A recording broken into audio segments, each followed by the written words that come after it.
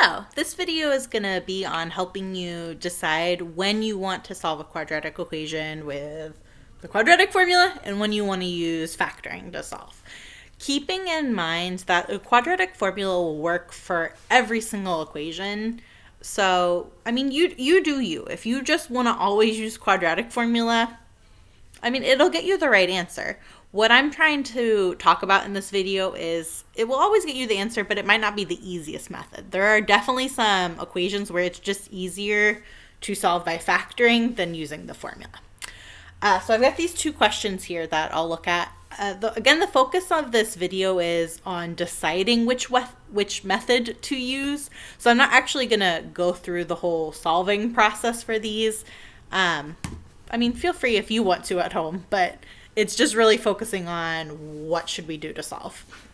So looking at this first equation here, my advice is if you look at something and you can see how to factor it or you're confident you know how to factor it, factoring will always be easier. At this point, you've seen the quadratic formula videos, you've seen some of the problems. It can take a long time to get through that formula.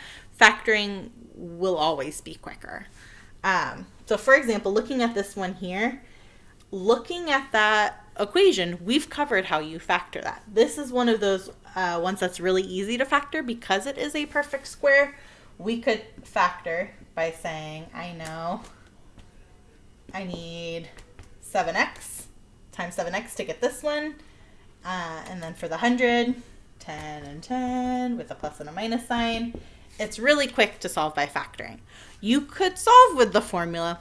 I personally don't know if I would want to be using numbers like 49 and negative 100 in that formula, though. Numbers can really get big in the quadratic formula, and sometimes it's because factoring is just the easier method. So this one right here would be one where I would definitely prefer to solve by factoring. Again, I want to emphasize it's not wrong to use the formula. You're just going to get some fun looking numbers with 49 and 100 in it, and it could take you longer. The second one I've got here is this one. Which way do you think we would want to use for this one? Well, it's in quadratic form, right? We've got our x squared, x, and 8. So you might be tempted to factor.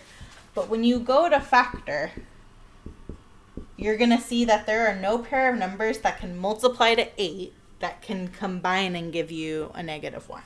Right? Factors of 8 are 1 and 8, 2 and 4, and neither of these are going to subtract in a way to give you 1. That means I can't factor. Quadratic formula is going to be great for equations like this where you can't solve by factoring. My recommendation is always check to see first if you can factor, and then if you can't, that's a sign that you want to use quadratic formula. So this one here, we would have to use quadratic formula. The answers for this actually, this is one of the equations that have those crazy square roots in the answer, which is why we can't factor it. So hopefully this gives you a little idea of how to help you decide when you should use factoring and when you should use formula. Especially right now when we're doing e-learning and you're doing this at home, the directions might even say solve by factoring, but I don't know what you're doing at home. Lots of times when you're taking a standardized test, they're not going to know which way you're solving either. And it's good to have a lot of different options. These are not the only two options you can use to solve quadratic equations. It's just the two that we look at in this Algebra 1 class. So what I'm going to do is I'm going to write 4 equations up here on the board. Again, the focus of this is not actually solving them, so you do not need to take time solving them. All I want you to do is pause the video and decide which method you would want to use. Would you want to use formula or would you want to use factoring? I wish I knew all the fancy video editing stuff where I could pause this for you and you wouldn't have to watch me write all this, but alas, you are. I actually don't want to run out of room. Let me put it here.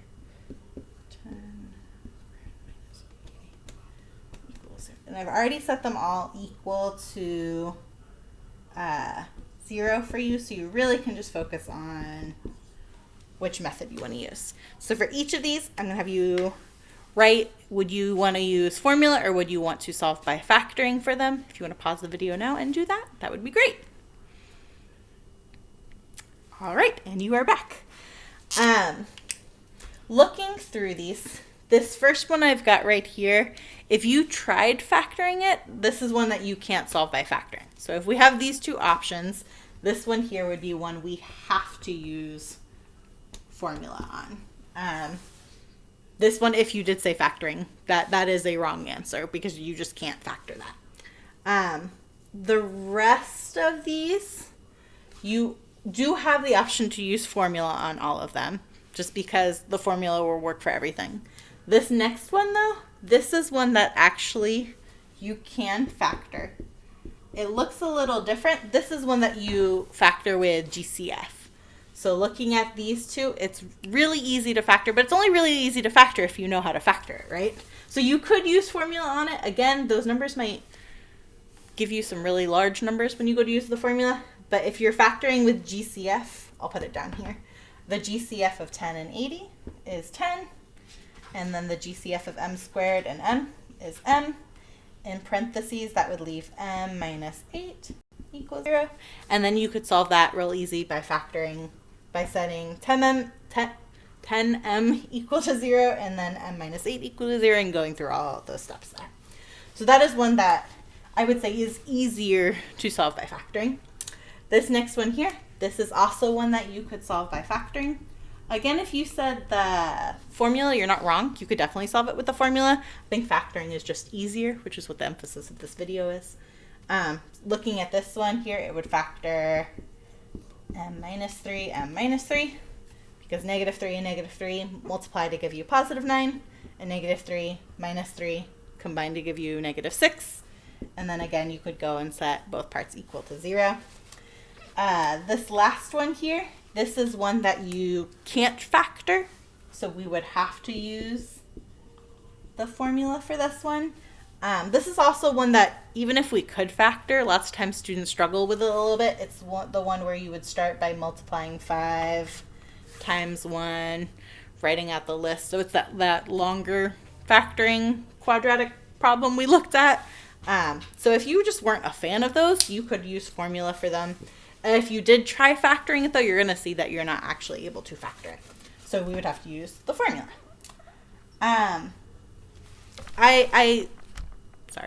like going over this just because now that you've learned two methods, it's good to know which one will be the better option to use.